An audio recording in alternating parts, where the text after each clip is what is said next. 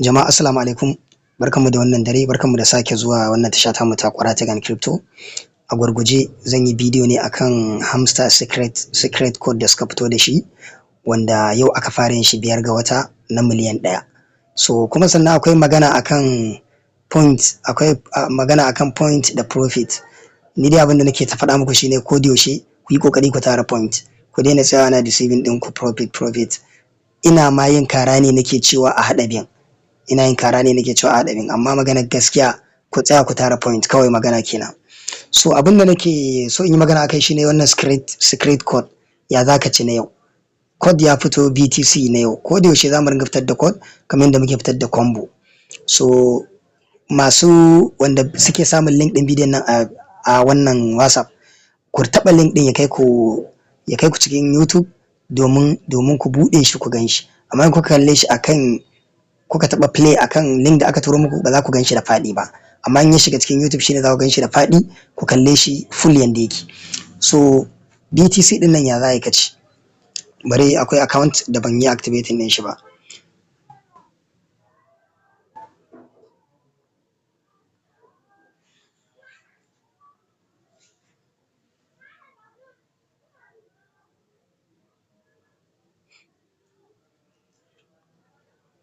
So farko yanda za a shiga wajen, za ka taɓa wajen N per tap.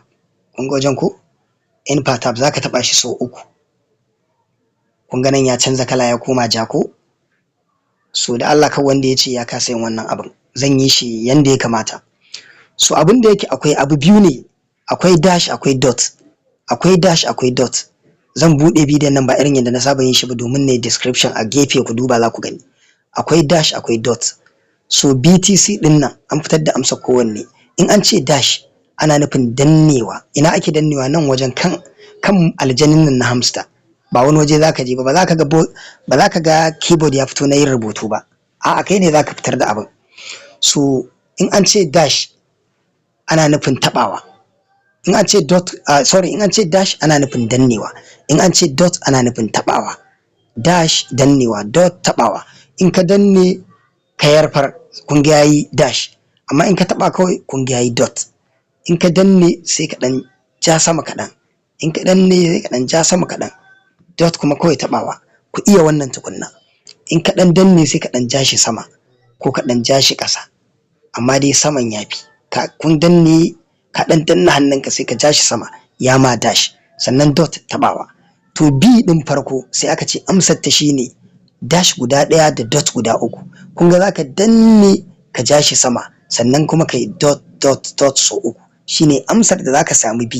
Bari mu ga zan iya. Kun gani? Dot. Bari in sake yi.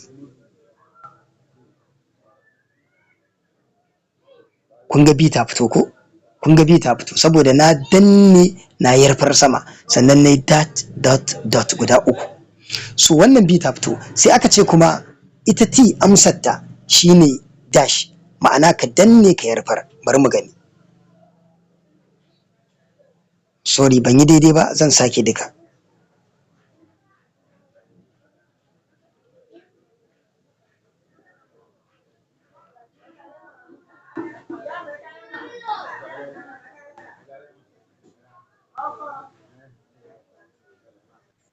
Kun ga T ta fito saboda me? Saboda na danne na yarfar sama.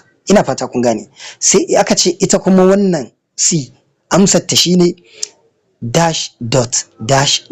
Ma'ana ka danne ka saki sai kai dot, sai ka ƙara dannewa ka saki sai kai dot. Kai dash guda 1, kai dot guda 1, ka ƙara dash guda 1, ka ƙara dot guda 1. Wannan shine amsar da zamu samu T. Shikenan mun samu miliyan 10.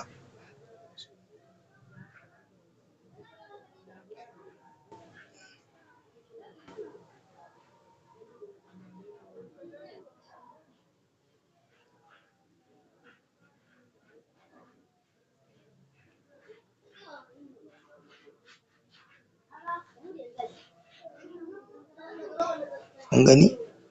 Sai ka ƙara. Kun ga na samu C. To haka ake yin abin.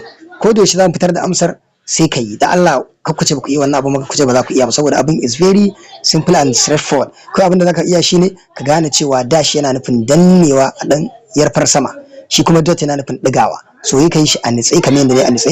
Ina fata kun ji daɗin wannan bidiyon, kuma ina fata za ku yi daidai. Sannan idan akwai da bagane ba ku yi magana bangaren comment, insha Allah zama ka amsa cikin gaggawa, ko kuma ku yi magana a WhatsApp ɗina, insha Allah sai an jima. Na gode.